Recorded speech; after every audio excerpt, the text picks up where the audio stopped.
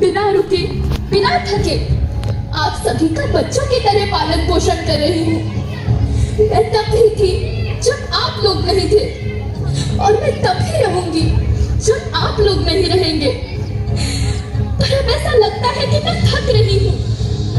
आपकी धरती माँ थक रही है।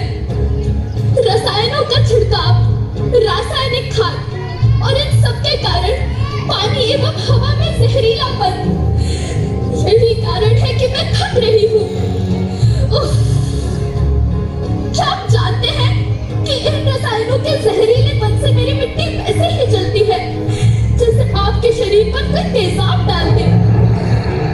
लगता है मेरे बच्चों को मेरे दुख का अंदाजा नहीं है। मेरी मिट्टी बंजर हो रही है। ये रसायन मेरी मिट्टी के उपजाऊपन को खत्म कर रहे हैं और उससे पाए जाने वाला नमक मेरे शरीर में मिर्च की तरह जल रहा है। मेरी फसलों की पैदावार कम हो रही है। मैं धीरे धीरे और थक रही हूँ।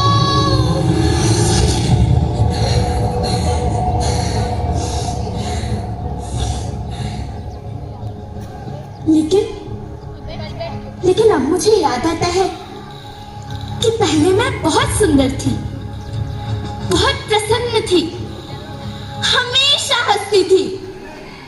मुझे अब भी याद है।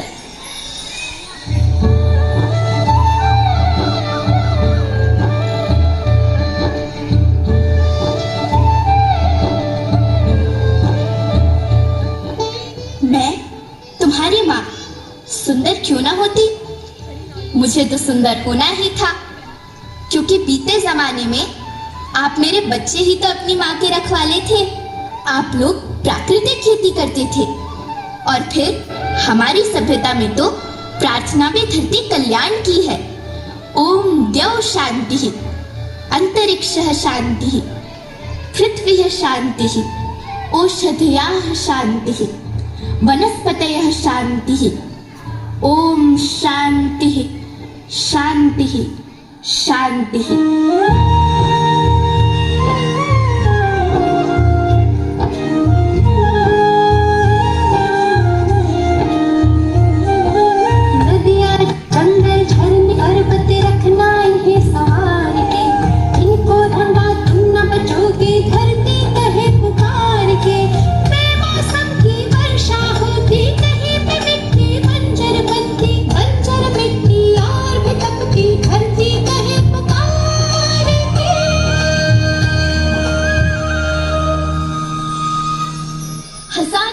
से मनुष्य धरती की गोद में रहता आया है, लेकिन आज मैं आपसे पूछती हूँ कि आपने इसके बदले धरती माँ को क्या दिया?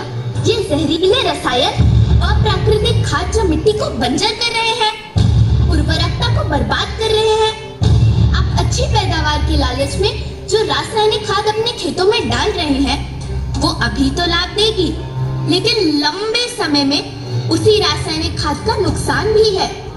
रासायनिक खाद जहर समान है, और तो और फसलों में पानी की खपत भी बढ़ गई है, जिससे खेती की लागत बढ़ रही है और पानी का स्तर जमीन के काफी नीचे जा रहा है।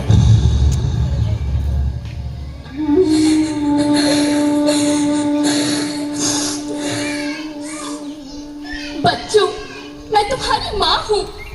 मैंने तुम्हें सुख से जीने के लिए पर्याप्त संसाधन दिए हैं, पर तुम्हारे लालच की पूर्ति के लिए नहीं दिए।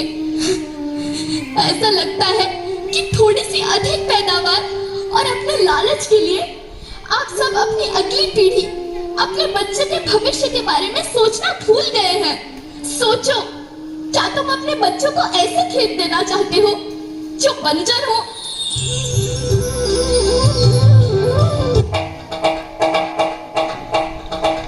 अभी न संभले में